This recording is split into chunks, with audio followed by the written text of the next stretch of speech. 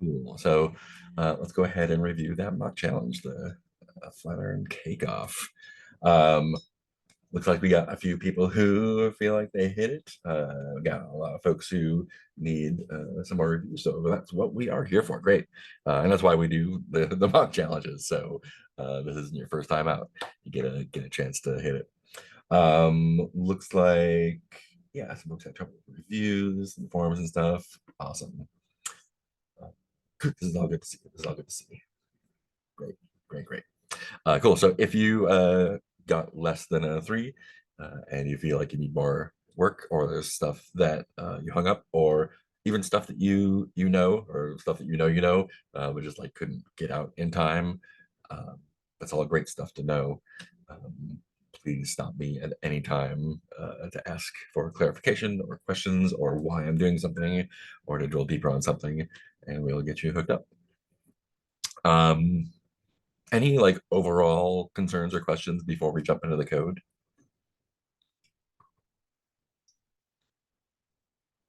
Kimberly, yeah. Just because I like to ask these kinds of questions, will tomorrow's challenge be just as difficult or more difficult? It'll be about the same. Yeah. Okay. Yeah. Yeah, this is one of the actual challenges. So there's like 5-ish challenges, and this is one of the ones that could be given as an actual challenge. So it's about the same. Zen, yeah. Yeah, so like I didn't quite finish. If we don't finish the challenge tomorrow, is that negative? Is that like if we get pretty far into it? Like I just kind of want to gauge like, yeah, what does that look like? Yeah. So if you're not able to finish the challenge tomorrow, we're going to review the challenge again tomorrow too. If you don't finish the challenge tomorrow, then we'll do a retake next week, so you'll have another shot at it. And then if you're not able to do that retake, then you'll have the opportunity to retake the entire cohort and get another shot at it. Okay. Cool. Yeah, that answers my question. Thanks. Isaiah, yeah. Piggyback off that, can you repeat that one more time about repeating the cohort? Because like I just feel like I'm behind. Maybe the 15 weeks isn't enough for me. So could you repeat that one more time? Yeah, 15 weeks would not be enough for me either. Yeah, if you're unable to finish it the second time, then you can repeat the cohort. So you'll join another cohort and repeat the phase with that. Repeat the phase, not repeat the whole cohort. And that would be talk with your student advisor. They'll get you all hooked up there. And if you feel like 15-week pace is not for you, which I definitely would not do, but it definitely works for some people. Again, talk to your student advisor, and maybe they can hook you up with Flex or something else, and we'll get you worked out one way or the other. Okay, thank you. Yeah. Holly, yeah, what's up?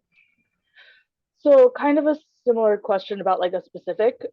So when I was doing it, I realized after I turned it in that I fucked up the customer reviews. I added like, I have all the reviews on the page, but it's not like the individual reviews. It's like each review block as like a review block, as like a list item. Would that be a failable offense? I don't know. Let me see. So that would be, you know what, can you call that out when we get to that part, and then 100%. What that looks like? Yeah. I'm just having a hard time picturing it in my brain because For sure. Thank you. Hannah, yeah.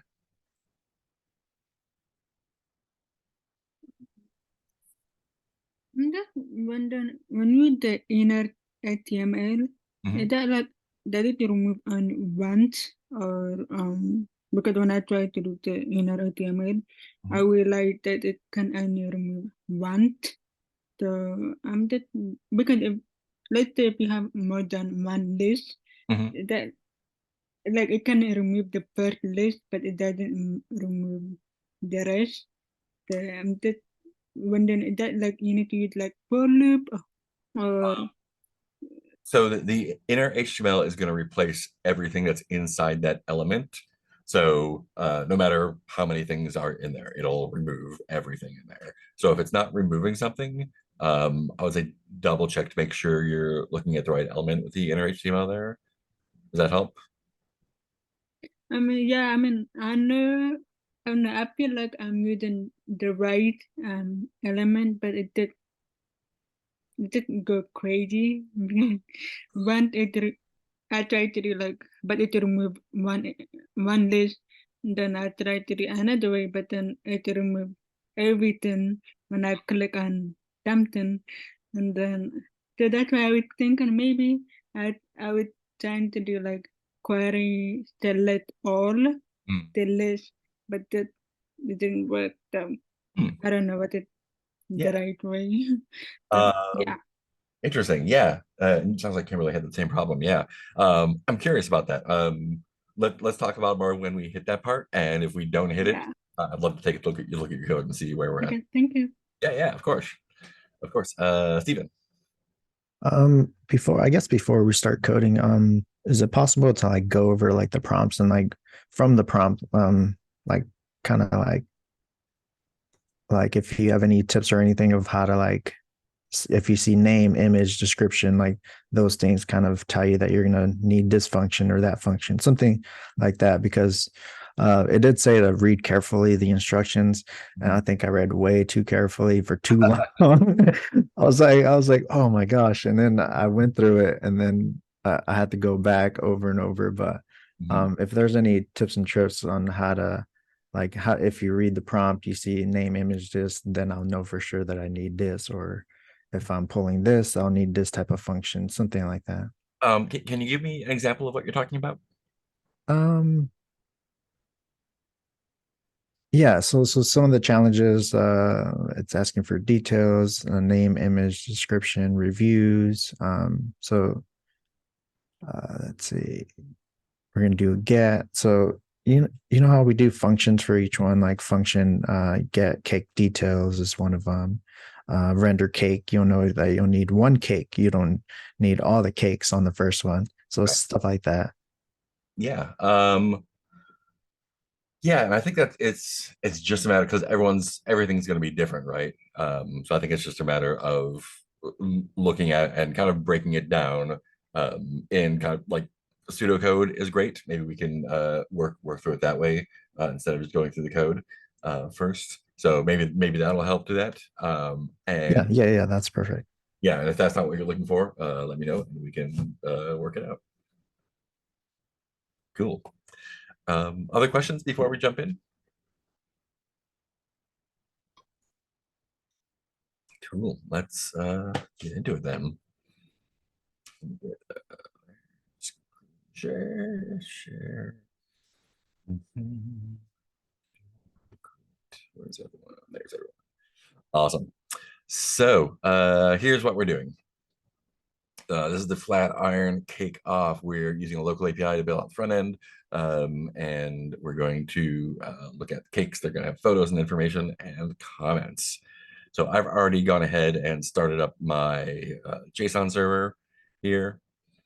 I've started up my light server because especially after looking at the instructions for that Toytel thing, I no longer trust the live server here at all. So I'm pretty much always going to be using light server. If you want to use live server or something else, super great. And then here is what we get. I apologize for whatever this design is, but there we are. Cool. So let's take a look at what we have to work with for starters. So we've got our index HTML. It's got our JavaScript deferred up top. Great. We've got our nav up here with some sample cake stuffs in there. We've got our main with cake details, all the stuff there, and some places for some reviews. Fantastic. And let's get our code here. I'm just gonna make sure we got what we're looking for here. All right, cool. We're off to the races. So we have 3 deliverables, no problem. Half an hour per deliverable. So first off, we want to see the first cake details, including its name, image, description, and reviews. And that's when the page loads at first. So that means we need to do a GET request to get that first cake and get that data. So let's do a little pseudocode here first. So when the page loads, all this stuff is going to run. So we need to make a GET request to here. So we're going to make a GET request to there to get the first cake info. And you know, I wanted to say something about this earlier. I think one of the weaknesses of some of the stuff that we do with labs and exercises is we kind of do the same, you know, like the same flavor of thing over and over again. So we'll like make a call to the API to get the information for everything, get that, render those to a page for starters, like Toetail and everything else. And that's definitely a good thing. That's definitely something you need to learn how to do. But I think the way that we present that sometimes is like that is the way to do it, and without showing like a variety of different things that you can do with those tools, because our tools are fetch, you know, with the GET requests, you know, making stuff and putting on the page and so on. And using those tools to just do the same thing over and over again is great for learning and developing, you know, doing those reps and developing that fluency. I think it's important to show how to use those tools to make different things. If you're just like making birdhouses over and over again, someone asks you to make a chair, you might wind up with a birdhouse with legs the first time through. So this is using the same tools and doing something slightly different with it. And so look, let's carefully talk about what we're going to do with that as we go through, to kind of like focus on the tools that we have available and how we use those instead of just how to cookbook this task out. I saw someone had a hand up for a question. Did that, what I was talking about, answer that already? No, my question was going to be, do you code like this, or would you say, hey, recommended for extremely novice developers, like, hey, kind of go through your instructions and then comment it out and then work through it yourself? Yeah, that's a great question. So it really depends. If I'm doing something like this that I'm familiar with the language I'm familiar with JavaScript, I will just spew code onto the page, and it'll probably mostly work. I'll, you know, fix my bugs and massage it a little bit. If I'm doing something new with tools that I'm familiar with, I'll definitely do this because I'm trying a new process or trying to achieve a different goal. So I kind of need to, you know, oh, I want to show a, I'm trying to think of a something like, oh, I want to show a graph that collects data and shows different analysis of stuff. So then I have to like break down like, oh, I need to get this, I need to pull out this column in the data, I need to do this thing, I need to figure out how to make a graph and put it up. So that's when I would step by step do it. And same thing if I was doing something I'm familiar with a tool I'm not familiar with. So if I was learning a new language like Rust or whatever is hot with kids these days, I'd probably like pseudocode out step by step and then figure out how to do each of those steps with a new tool. Yeah, that's a great question.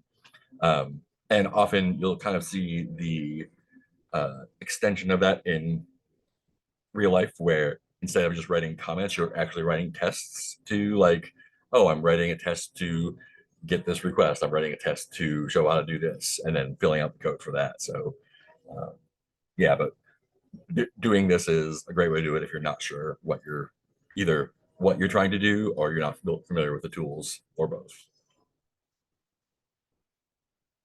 It's a really good question.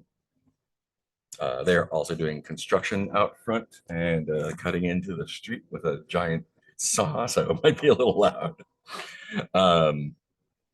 Great. So we are making our GET request to this URL here. And we can kind of see, looking at our, you know, our resources here, this is our resource. And open a different window. Oh, good. It is very loud on my side. Cool. So we can see, cakes is our resource. If we just do a get for the index there, it'll give us everything. If we give it a slash and then an ID, it will just give it that that information. And that's kind of like the REST is the kind of custom that we do these kinds of requests is called. And so in RESTful APIs, you're going to see this general shape of data and requests for GETs at least. So that means this is what we're kind of usually used to getting. And so now we're going to be making a request to get just the first one there. So this is what it's going to look like. This is what the request is going to look like. And this is what our data is going to look like when we get it back. Yeah, Megan. Where I'm really struggling with these like labs is when we already asked this earlier, Kim really did, but object keys and for each, because like I'll do for each thinking it's an array because that initial, like when they were all on the page, there's that square bracket in front of it. So I'm like, okay, it's an array. I can do for each, but then it'll throw an error and then I try object keys and then it like returns like the index of the array. Like it got real weird when I was trying to loop through it. And is there just an easy way to kind of see right off the bat? So those are different methods of working with different data types. Mm-hmm. So a way to do it. So if we have a I'm trying to remember it. Knowing more than one language makes it hard sometimes to remember things about one language. I think JavaScript will do this. So if I have, an array is this 1, 2, 3, 4. Cool. If I do type of, JavaScript has that type of R. It's going to give me an object. Ugh, great. If I do is array. No. What's the command in JavaScript to do that? Well, but you can also just look at it. If I look at that and it's like, oh, this is an array, or if I have a curly bracket. I can look at that and oh, it's got curly brackets, so it's an object. So arrays you're always going to use for each map, sort, filter, all those. Objects you're going to do object keys to get the keys for that. Object keys. There we go. Because if you do a keys on arrays I think are also it's going to give you the keys of that object because JavaScript is just like, hey, yeah, sure, I'll do whatever you want. Array is array. Thank you. So if you need to find out if something is array, there it is. It's sitting on array. Is array. That'll tell you if it is an array or not. But it initially told you it was an object? Yeah. So arrays are objects. Objects are objects. Functions are objects. Most things in JavaScript are objects, except for Booleans, numbers and strings, basically, and undefined and null, and symbols. But most things are going to be objects, so it's going to treat them like objects. An array is like, if we look at, can I still do this? Yeah, if I look at array prototype, it'll probably tell us somewhere down here. Yeah, look, arrays. So JavaScript is very object oriented, and objects inherit stuff from other objects. If you look at some of the advanced object oriented stuff in Canvas, you'll see that. So arrays are actually a subclass of objects. So arrays are objects, but they also have additional stuff that are arrays, just like a square is a rectangle. It's just a special kind of rectangle, right? So anything you can do to an object, you can do to an array, but not everything that you can do to an array, you can do to an object. That may have just made it more complicated instead of simpler. but short version is if you're not sure, console log stuff out.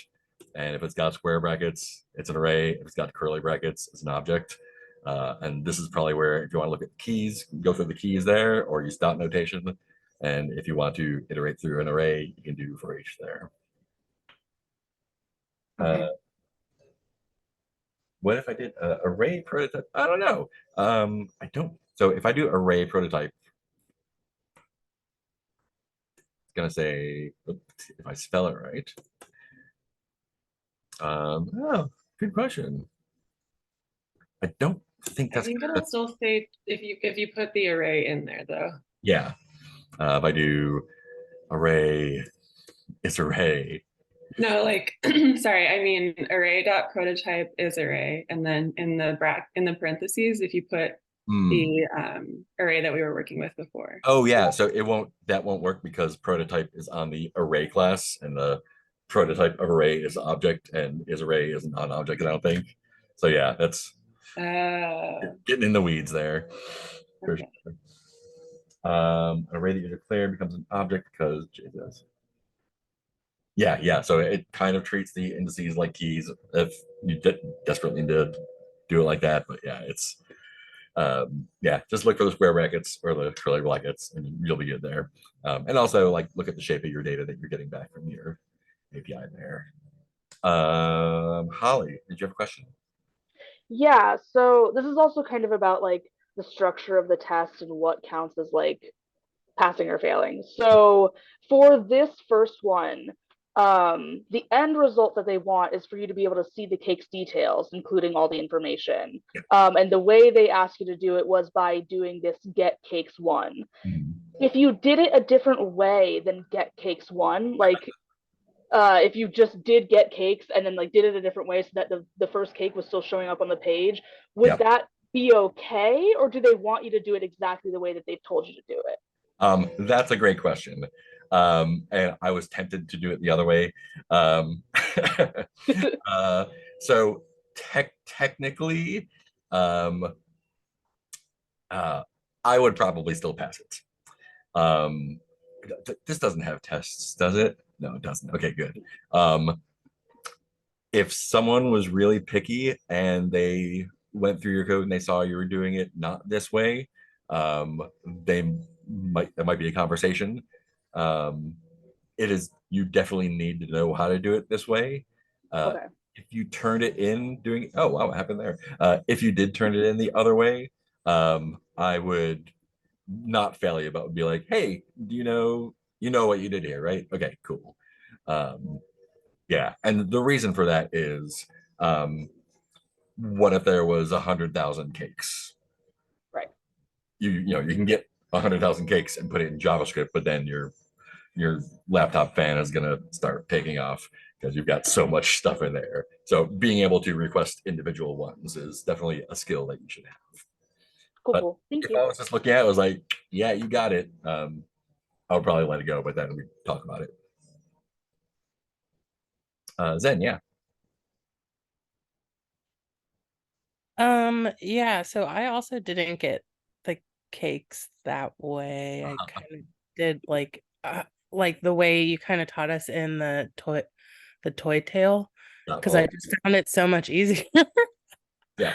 And it's cleaner. So I'm is that bad? I don't know. Yeah, Now I'm it's bad for the same learning. reason because I think it's nice to have all the data there available. But again, this is it's asking you to do this way. But B, also like if you don't know how many cakes are available, so if it turns out to be 500,000, you're probably gonna have a bad time with that.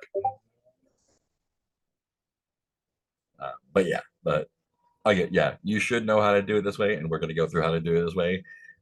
If you do it the other way and it works, if it works, it works.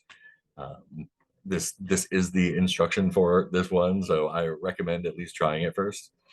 And that's kind of what I was saying about like, because we do it that way where you learn how to get them all at once and then do stuff with it.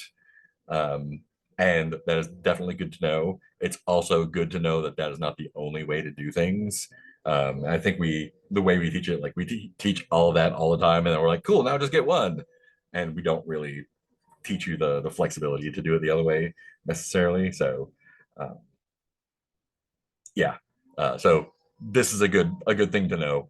Learn how to do it this way. If you get it working a different way, that's just going to be talking. But I don't think it's not going to be a pass. Yeah, cool. Good question. Anything else before we jump back into the code? Oops. Great. So, where were we? Here we are. So we're gonna make our get request. And so with the response,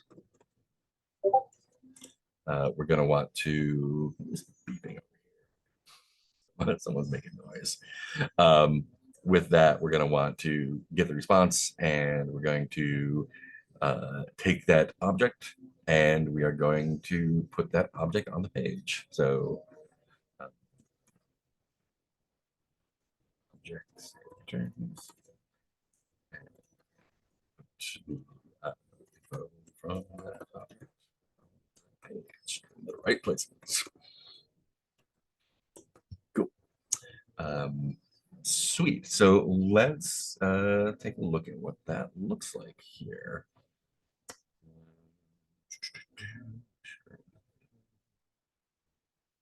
Great. Cool. So we have our thing here. So we want to do our request to localhost 3000 cakes. I am, yeah, let's do this. I'm gonna set up a constant up here for us. We'll cake URL, cake API, yeah, cake API. So that's kind of the root, the root route for our cake API. So when the page loads, we want to make that GET request to cakes1 to get the first one. So that's gonna be a fetch. And so we want to do a fetch to this URL. So I am going to actually make this a template literal here. And I'm going to pull this part out and use the concept we defined. Oops. Because what happens if it changes to 3001? We want to be able to change it in one place. I want to put a slash there. Cool. But yeah, but we're really just making a request to that URL. Great, we're doing our fetch. Let's get our response. Isaiah, yeah. For a cake API, do you only recommend this if it's like, how am I gonna ask this? Let me think about it before I ask it. My apologies. You got it. Cool. So yeah, we're getting that information. We're doing response. Let's just console log out what we're getting back and see what we get.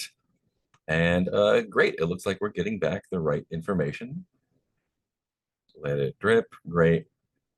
And so yeah, let's look at this thing that we're getting back. So this is an object, we know, because we got the curly brackets and it's got keys and values. Well,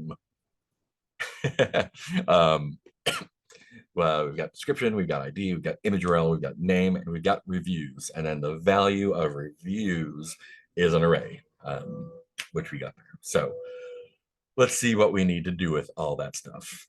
I'm just gonna say, right now, I'm gonna make a function called render cake. I have no idea what that function does yet. So cake. And just make sure it's getting passed in right. Paranoid.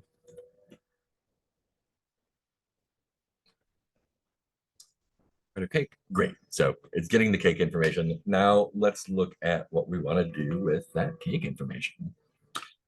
Just from looking at the page, though, I can see we want an image there. We want a description there. We're going to put reviews down here. The name goes up here. Great. Cool. So let's take a look at what it's going to take to make that happen. We did all this. We looked at the object it returns. Let's put that object on the page. So we're going to need to grab some elements from the page here. We're going to need to get the cake name. We're going to need to get the cake image. We're going to need to get the cake description. And we're going to need to get the review list and replace stuff there. Whew, all right, that's a lot of stuff. Let me show you a little trick that I use sometimes to save some typing when there's a lot of things to get. Document.get element by ID. Is just a function, right? We're calling it here. We're passing an ID. That's a lot of typing though. So I'm actually going to write a little helper function. I'm just going to call it like EL for elements. And I'm just going to have it return document element get element or document get element by ID. So if I do EL and then the ID of the thing, it's going to give me that element, just like using document get element by ID would. This is just to save some typing because we got a lot of things to grab. So let's take a look at this cake list. So I'm going to say, I'm just going to put all our stuff up here. Cake list. And so again, this is literally just doing document get element by ID. I just made it shorter. So we need cake list. We need the cake details. Same thing here. That's that's a different thing. Copy pastes, not always great. Cake titles. That's what I want. Cake list. Cake list. Cake. Oh, that's not what I want at all. I want the cake name, the cake image. There we go. Cake name. There we go. Now we're on track. Cake image. I want to get the cake description.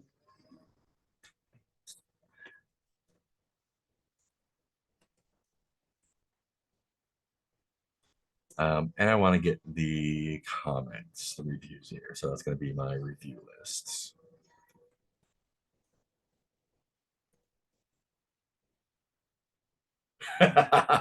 Yeah, functions are your friend. You can also, like, if you have a macro expander, I use something called Espenso, which is really nice, and you can make your, you can have little. I wouldn't have it do EL because that would expand everywhere. But if you have some sort of macro thing or snippet thing that you like to use, I highly recommend using those because they save so much time. Spoiler alert: if I do like Flatiron School, nope, I want to do channel. Oh, it's not doing here. There we go. Hey, there's the name of the channel. I have a couple little helper functions for all sorts of stuff. Saving typing. Programmer time is valuable. Your fingers are valuable. You only have a certain number of keystrokes that you can type in your life with these little wretched things. Save as much typing as you can. Cool. It looks like we've got all of our elements here. So let's start filling them out. So we've got our cake object. It looks like this. It looks like this. So let's see. We want our cake name. So our cake name, we're just going to do the text content, right? Why did I call it cake list? Cake name. Cake name. Text content equals cake. Its name, right? Yeah. Let it drip. There it is. Cake image. Oh, it's not text content, it's source. It's an image.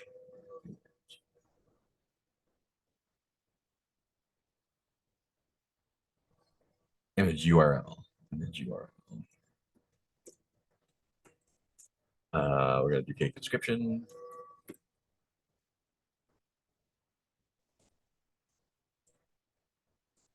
And we're gonna do review list, which is gonna take a little bit of doing. Cool, there's that, there's that. Great, great. Sweet. So let's put those comments in there, or reviews. So we've got our review list. Actually, before we do that, any questions up to this point? We're just grabbing that info and putting it on the page.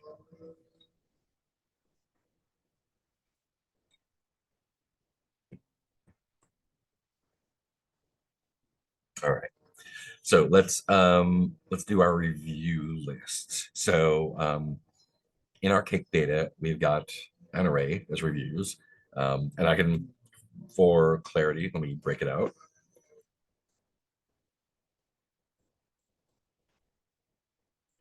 So that is if I console log our reviews. That's just going to give us our array. So this is our list of stuff. And so now, since we know this is an array, cake reviews array, we can for each through it.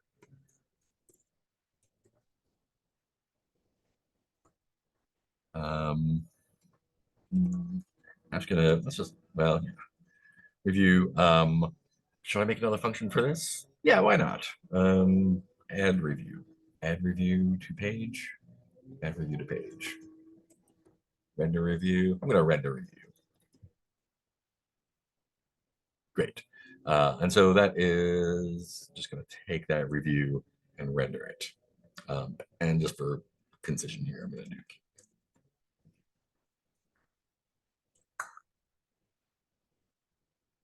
great. Cool. So now I need to write another function. It's gonna render those. I'm just gonna log that review.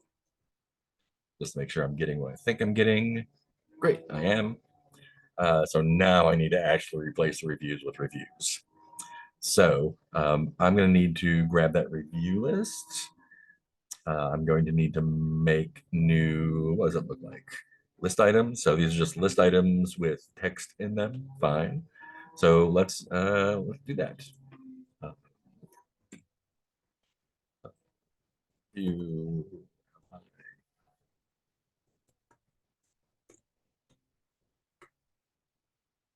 Supply.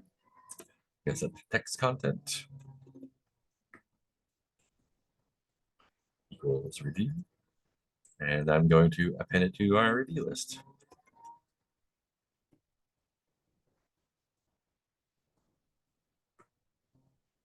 Cool. Let's see if that worked.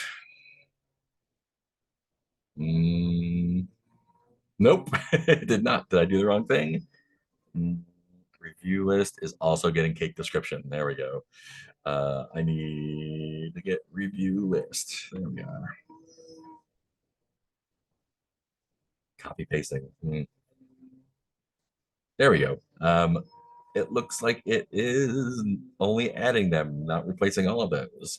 So here's where we can clear out. Do I want to break this out to a separate function? I don't know. Not yet, I don't think. I set that inner HTML to nothing. So it's empty first. There we go. Much better. Oh, great. So many questions. Zen. Oh, never mind. I was wondering if you missed that because I was like, I did that part. So far, my code looks pretty similar to yours. Awesome. Awesome. Yeah. I missed it the first time through, and I saw I did it. I was like, oh, now I can fix it. Great. Cool, Megan. Yeah. I'm just trying to follow along and I'm running into some errors, but let me just try that update you just did just to see. Thank you. There.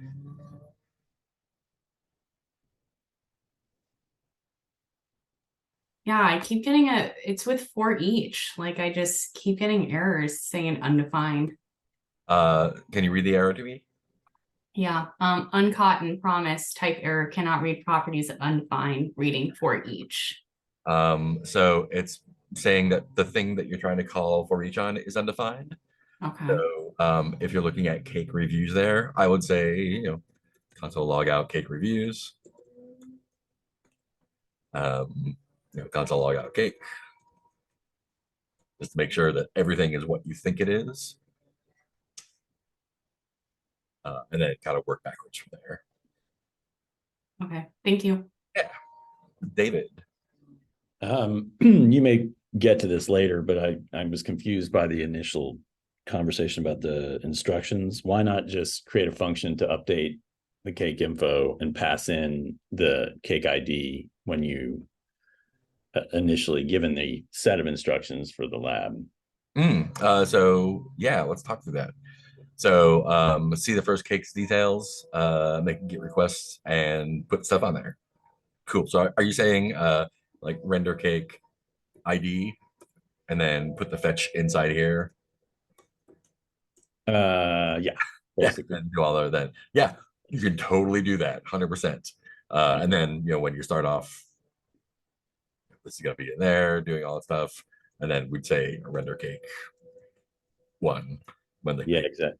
Yep. Yeah, you can totally do that, 100%. Okay. No reason you can't. The only reason I'm doing this is to kind of separate the responsibility here. So if I did that, I would rename my function to like fetch and render cake. And that's kind of that's a little programmer smell to me that says, oh, that function is trying to do two things that may or may not be related. Because I may want to fetch that information and do something else with it, or I may want to, given some information, render the cake without it. So I like separating those two things. But if they are in one thing and they don't interfere with the rest of your program, then there's no reason not to do it that way. Cool. Yeah, that's a great way to do it too. Yeah, I'm just impressed myself that I got it down, that I have a function. So I was saying. Yeah, no, it's super good. Isaiah. What is line 14 doing? Is it just giving that source image a title? Was it? Line 14 here. Yeah. Cool. So what is cake image? Cake. Okay, is cake name. Or was the API image? So on line 14, what is cake image? Cake images of line 4. Right? And so what is the thing that's in cake image? The URL for the cake image. I don't know. This is why I'm getting confused. I'm sorry. Yeah. So so we're getting cake image from line 4 here. Right. What is this doing here? That is defining. Oh, it's calling this function down here at the bottom. Mm-hmm. And so what's that returning?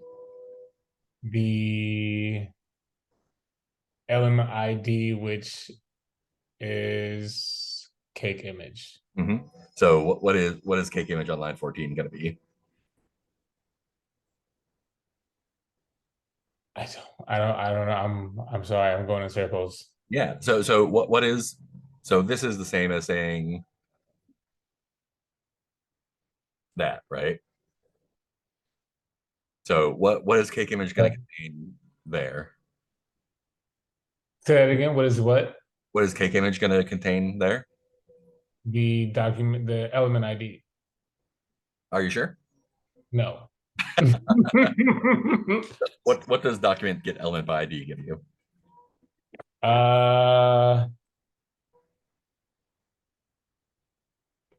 If anybody knows, please help me. Oh, give you a hint. It's in the name. It's getting said elements. Yep, it's getting the you give it an ID and it gives you the element for that ID. Okay, getting ID gives you element for ID. Okay. Yeah. And so what's going to be in cake image? The element ID. So get element by ID is taking the ID. Okay. And what's it returning?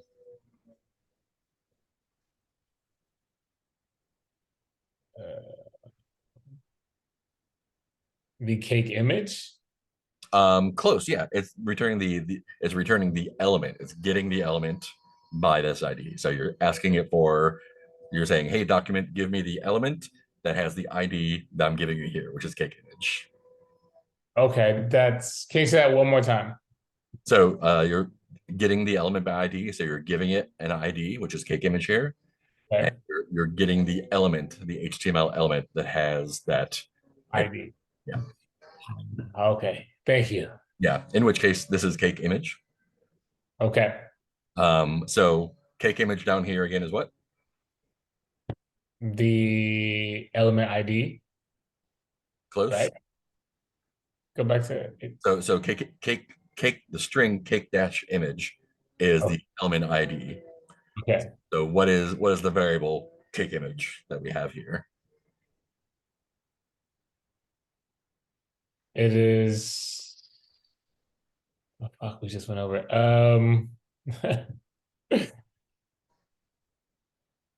Cake image is. How would I?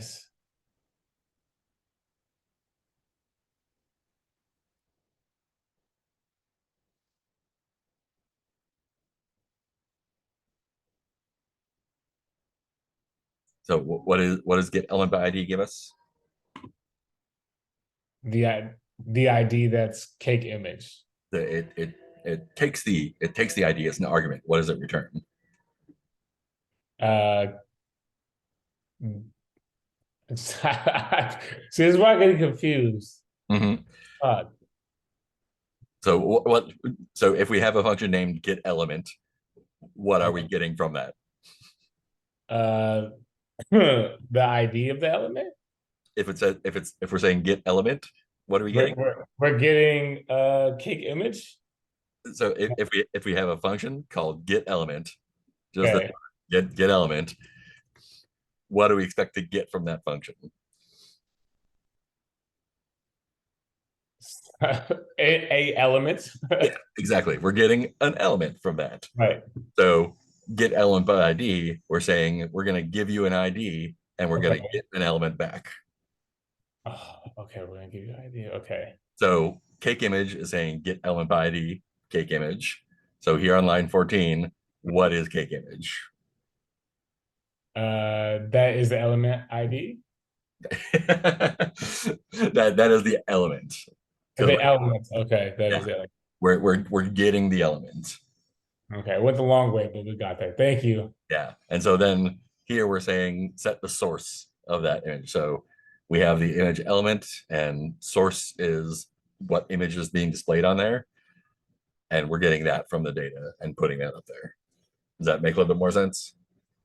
Yes, because I was like, okay, where's the source? That's now it's in the HTML. Yeah.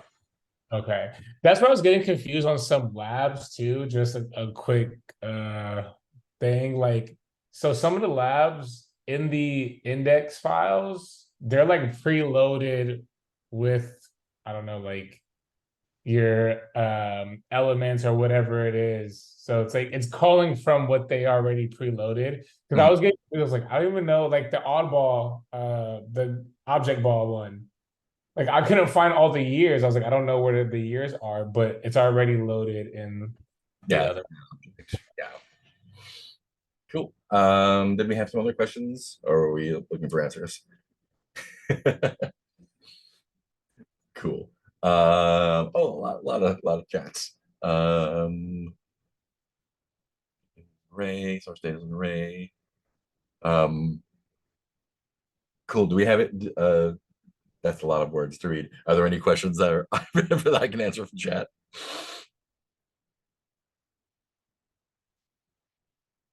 Okay, cool. It looks like we got some stuff there. Great, cool. So yeah, so this is, so we ended off getting those customer reviews from foraging over that. Declaring the cake array, defining the fetch. Cool. Yeah, Zani. Hey, yeah, I think the only thing I would say based on the chat is we were just talking about how sometimes like the scope of the function is the problem, because you know, a lot of what we're doing, it's like you're passing data to another function, then to another one, to another one, to another one, and it's like if you're not careful well, like we talked about this at some point, but it like forgets what the original data was at some point, or it doesn't have access to the location of that. And so like, I think that was why for me, it became so important to, with the functions, actually use the function like declaration where you actually say the word function, and so that it can have access to the global scope. Yeah, exactly. Yeah. And that's kind of why I default to that. Also it's just easier to read for me. Yeah. And so yeah. And I think the short version of what to remember there is a function like this always has access to whatever's in the global scope and what you pass into it, and that's it. It doesn't have access to anything that's in any other function.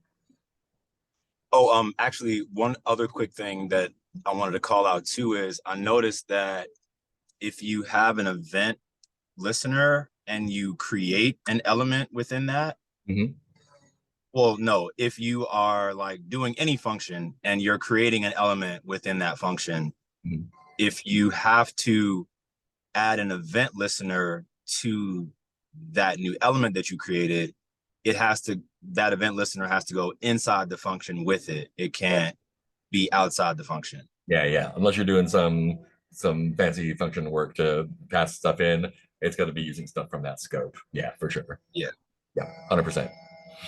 Yeah, great observation. All right, let's take a look at the second part here. We want to see a menu of all the cakes in the nav element, left side of the page. When the page loads, we're going to make a different GET request. Yeah, so again, like if we did those in order, we'd probably just do the first GET request and then put the first one rendered. But it's asking us to do 2 separate GET requests, so let's just humor them. I'm sure they have their reasons. Let's find out what they're looking for here. Cool. So I'm going to make our fetch request just the API here. And yeah, you can definitely make, you can make 100 fetch requests here if you want to. And since they're asynchronous, they will get, both of these fetch requests are sent off at once. And we kind of have to make our code work so that whichever one comes back first, it'll work the same. Yeah, and you can totally put your fetch requests in a function too, and then call those functions. I'm just kind of letting it all hang out here. Cool. I'm gonna grab this from here.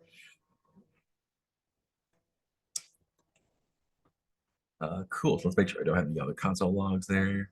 Cool. So I expect this one to make that request and come back with a list of all of our cakes.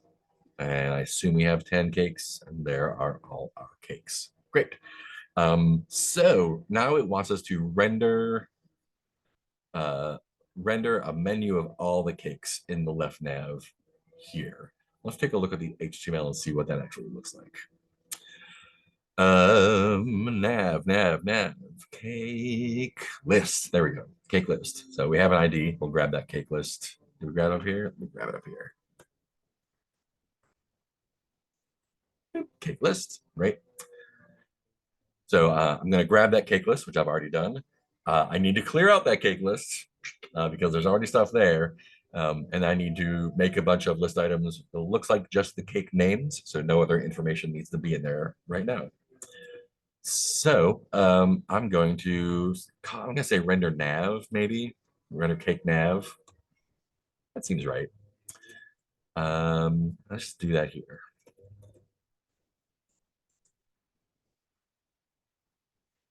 It's going to take a cake because cakes, because that is the full list of all the cakes. Cool.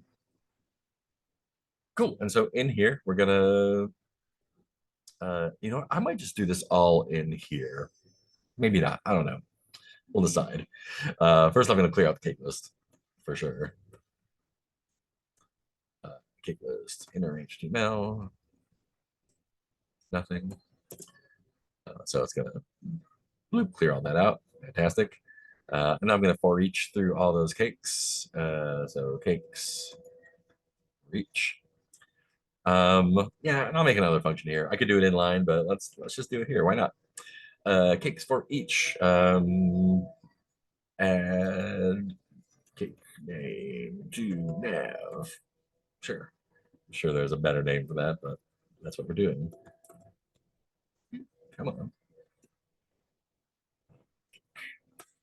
Great. So ideally, I want to let's console log the cake name because that's really all I care about here. Cool. So there's all my cake names. And yeah, let's render those cake names. And so again, we need to make a list item. Cake name.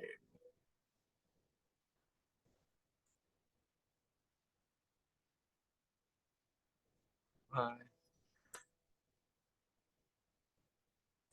Set that to the cake name. And then we're just going to attach it to our cake list.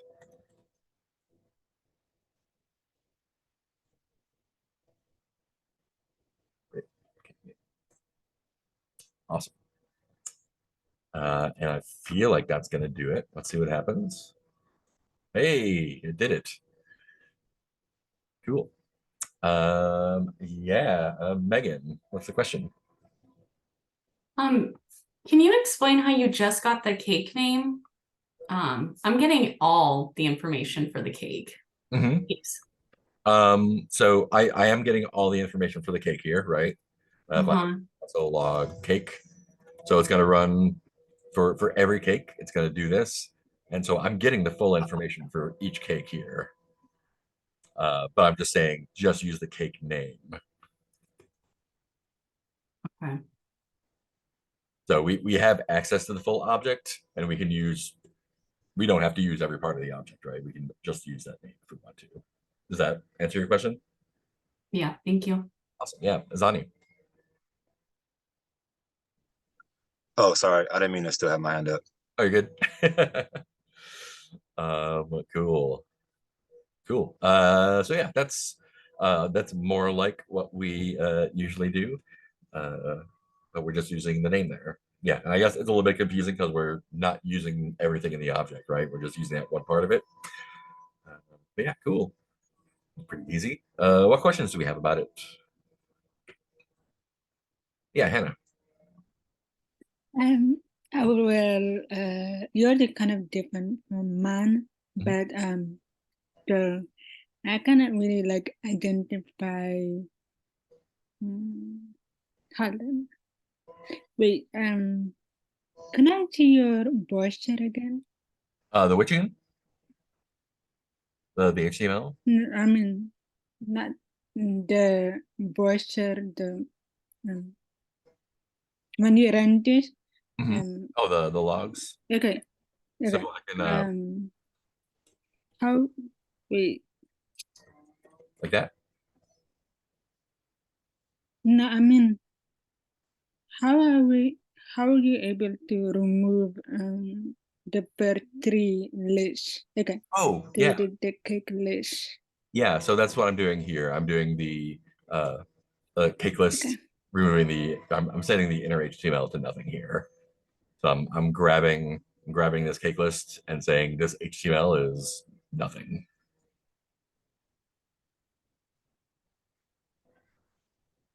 Okay. Yeah, just that because yours is different from mine. I'm just trying to figure out where I should put the inner HTML from my code. Yeah. Because Yeah. I'm putting it in this one. doesn't work. Yeah. I'm taking, so this function is saying, hey, give me a list of cakes, and I'm going to take that list of cakes. I'm going to create this side map here. So I know that when I do that, I need to start with a blank slate. So I'm going to remove the inner HTML from the cake list element here, and then I can start adding onto it. Does that? Yeah, I mean, I don't know. Can I just like share the can I just share my screen so you can tell me where to put it? Yeah, let's take a look what you got. Okay. Thank. Okay. Let me just share it, and then can you see my screen? Okay. So like I have did working this one, Mhm. but it just I'm just trying to figure out where to put it. For example, let's say this one, but if I was thinking to like put it when I'm appending the cake in here, Yeah, so but then yeah, go ahead. It's only a show one. Yep. Because this right there, yeah, but you're erasing everything before you add each one.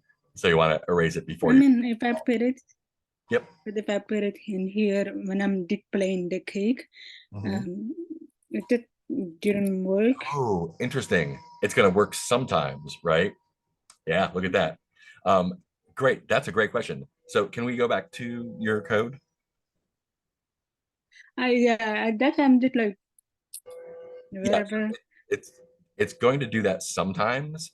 Can we look at your fetches? Yeah. Can we look at the fetches in your code? The code here. Yeah. Are there two fetches? Or are you just doing the first cake there? Okay, cool. So you're doing it the way where you're grabbing them all and then displaying one. Like this here. I mean I can see it working. Not wait, I can see it working, but I cannot remove the tree. Yeah. So let's So look. that I'm like. So can we go back down to where your fetch is? So where you're doing the initial fetch of the data? Let me see. Wait. Further down in the code where you're doing the fetch. Something is not working. Yeah, whatever. Yeah, scroll down. Great. So we're fetching our data, and then we are doing display cake of the first cake. So that code is going to run first, and then you're for eaching through that cake array. So back up when you're doing the display cake. So that is running first. So when you clear it out there, that's clearing out your side nav, and then you're going through and displaying all the cakes. So I would probably not put it there because what's happening with the left nav isn't really related to what's happening on the main page. Because the main display cake is just display that cake information. It doesn't say to do anything else in there. So I would probably have like I have a different function for creating that side nav and put it in there. But this works. It's just kind of the code is kind of all kind of woven together a little bit weird. So it's kind of hard to follow what's happening where.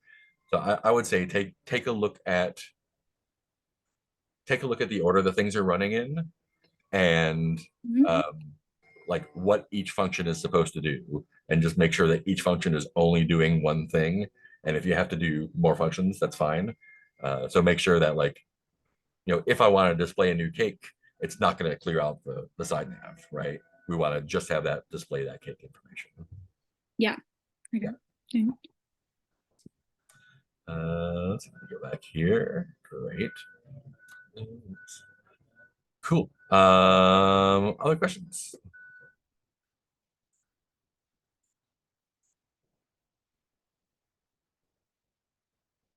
Yeah. Megan, yeah. I've got one more, sorry. I apologize. So what I was trying to do, I was trying to replace the existing nav bar list with like what I wanted. So in this scenario, you recommend just like making it blank, like pretty much removing those existing lists and then just appending new ones. Yep, exactly. Okay, that does seem a lot easier than what I was trying to do. Yeah, and kind of think about, because we're just doing this once. This is a one-time thing. We're going to spend an hour or two on it and we'll be done with it. It's just asking us to do these one things. But when you work on your project, for example, you don't know what you're going to have to do. So, and that's kind of like what I was talking about with the single responsibility. So, if I'm saying create this side nav here, I don't know if I'm going to be doing that once. I don't know if I'm going to be, making, maybe later on I want to say I'm going to let the user search for cakes and then populate the side depending on what they get back. So I need to make sure that when I do a thing, that thing can kind of exist in isolation. So if I'm displaying that cake information, the only thing I'm doing is displaying the cake information. I'm not clearing out the sidebar. I'm not making another fetch somewhere. I'm not doing whatever. I'm just displaying that stuff. If I'm clearing out the sidebar, if I'm populating the sidebar, I want to make sure that no matter what is in there, the stuff that I tell it to put in there is the only thing in there, no matter when I call that function. So yeah.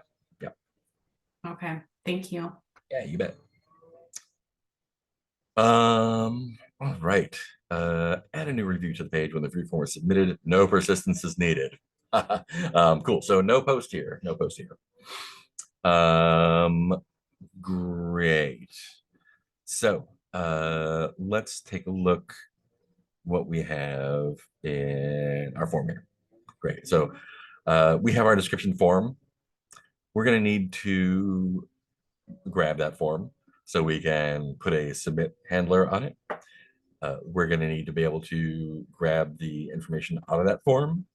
And we are not doing a patch, so we don't need to, or a post, we don't need to worry about that. So we're just going to, the only thing we're going to do is add a new review to the page. And we're like 80% there already because of the way we've made our code put together. So we're going to, can we hang, I need to take a break for just 1 minute here.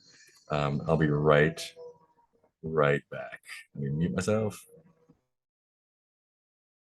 I'll be right back.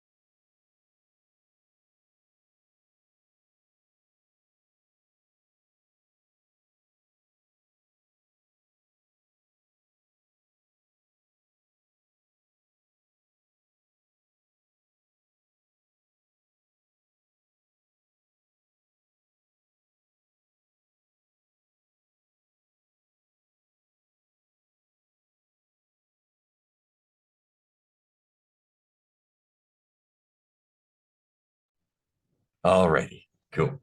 Thank you for your patience. So we are adding a review to the page when the review form is submitted. So cool. Let's take a look at what we need to do that. So we need to grab that description form. That's a description form. I'm gonna get rid of that because we're not using it right now. We're gonna look at the review form. That's what we're gonna look at. So I'm gonna grab this review form. I'm going to get the value of this here. It's interesting that it has an ID instead of a name. That's the text area. Interesting. So I'm going to grab that review form. I'm going to add a listener to it and do something when it gets submitted, and we'll go from there. So let's just go ahead and I'm going to put it. I'll put it up top. Great. So let's grab our form. Let's add our event listener. It's going to be a submit. And we'll call it handle add review. Fantastic. Let's hit handle add review. And this is taking the event because it is a submit handler. The first thing we need to do is prevent default. That. Awesome. So the information we need to get is from here. This review. I wonder why it's just the idea. I'm going to give it a name. I have a hunch. I'm going to try this and see what happens. I'm going to console log my event target. And remember, because the submit event comes from the form itself, that form is going to be the target of the event. So when we look at event target from our event listener here, we should get the form itself. So hopefully that will, when we submit, great. So there's the form itself. So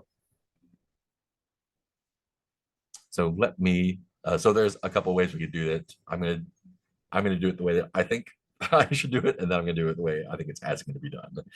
So I'm going to, where'd my function go? Let me close all these other functions. There we go. I'm going to log out the review.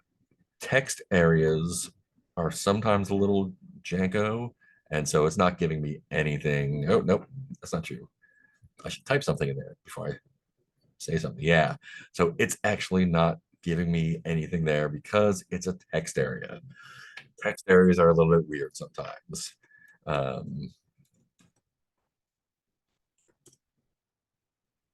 So if I, let's look at that. So text area value, it does have a value, but I don't think I can I get in a name? Control. I feel like that should work, but I understand if it doesn't. E-target name. Oh, maybe I should get the review instead of just the name. There we go. Or start making stuff up. Hey, so that's the review. So now I can get the value. So that is one way of doing it. The other way, which it looks like it's the way that they wanted you to do it, is because it has an ID. You could do a get element by ID and get the text area. That makes me uncomfortable because, especially since we have, who knows what else is there. So I pretty much always like to grab form field elements from the form that I get from the target, but getting it by ID totally works. Yeah, Kimberly. I'm sorry, I missed where you put your event listener. Yeah. I put my event listener up here. So I grabbed the review form, added the event listener, and added the function here. That's this. Okay, thank you. That one there. Cool. So you could also do, get element by ID, review form. Oh, not review form. You could do get element by ID review. That would give us the text area. So this is also going to be the same as that. Because we're submitting it, I don't see why you would not get it through that. It does require changing the HTML, but that's why we have HTML editors.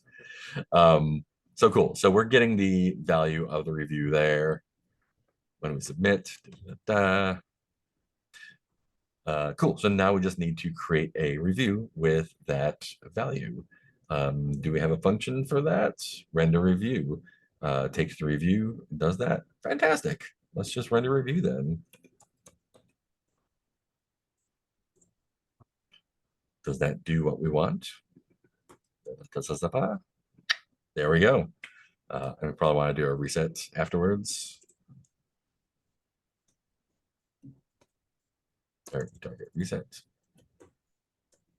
And so this way it'll clear out the form. It's not required, but it's polite. Great. And that does that one. Since we already wrote that stuff, it's pretty easy.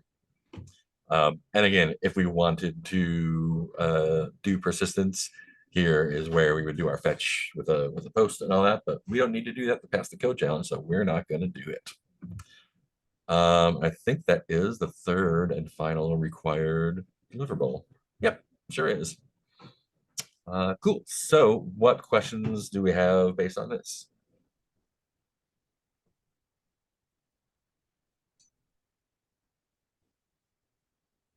if any?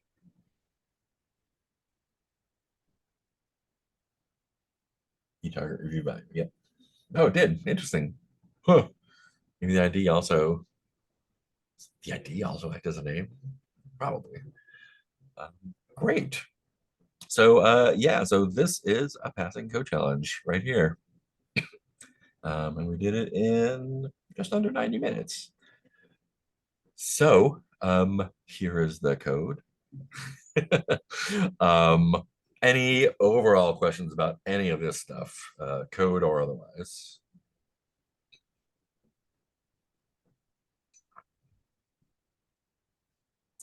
And more importantly, do you feel more confident after going through this about doing something similar tomorrow?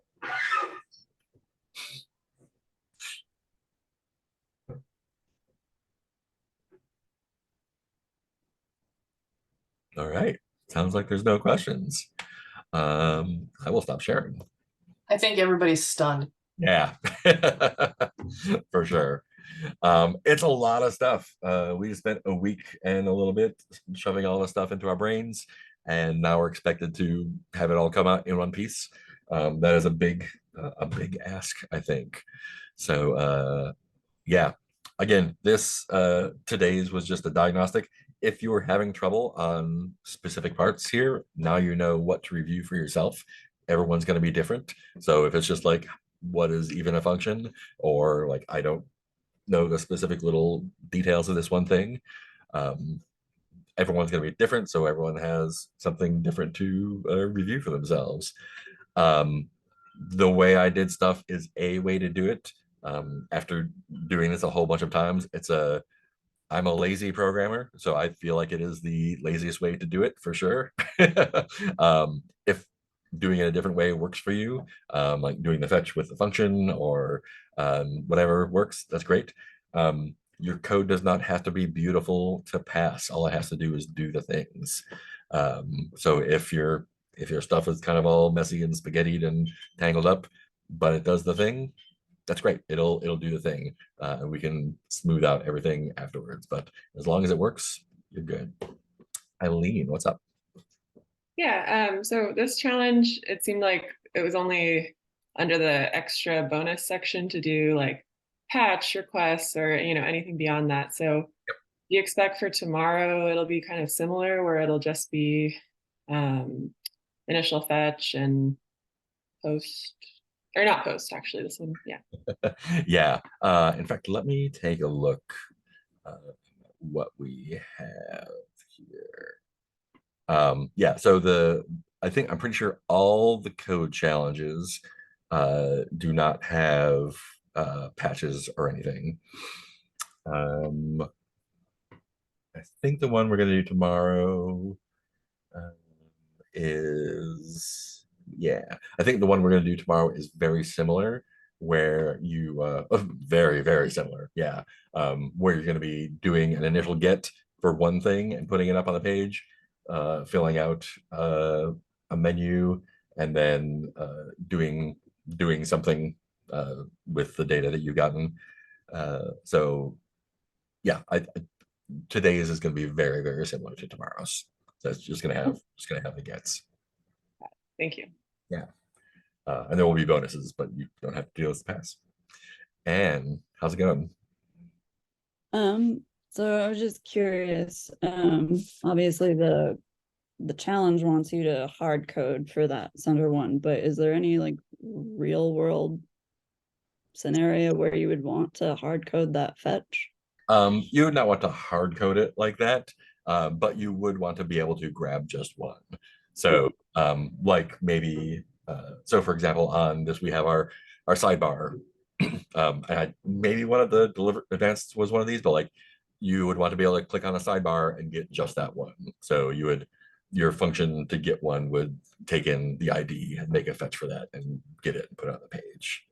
That's definitely something that you'll be doing in your projects, probably. Definitely. Right.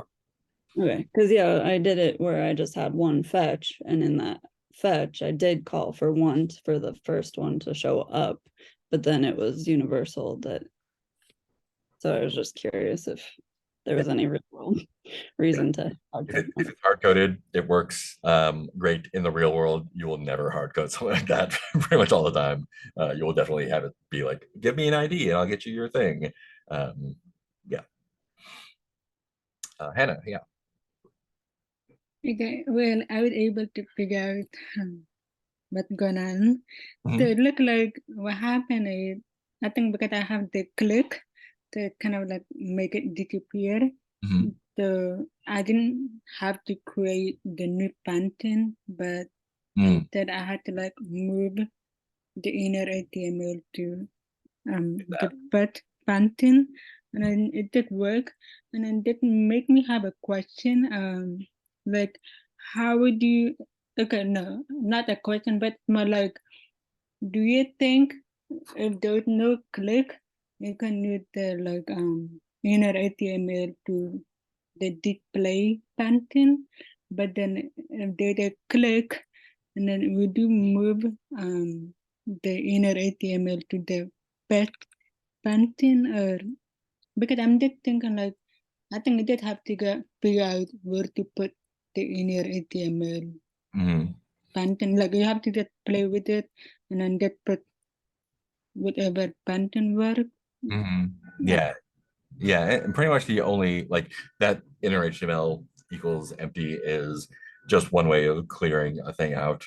And so yeah, pretty much anytime you would want to start fresh with a thing, whether it's making a list or whatever, that's going to be where you want to use that.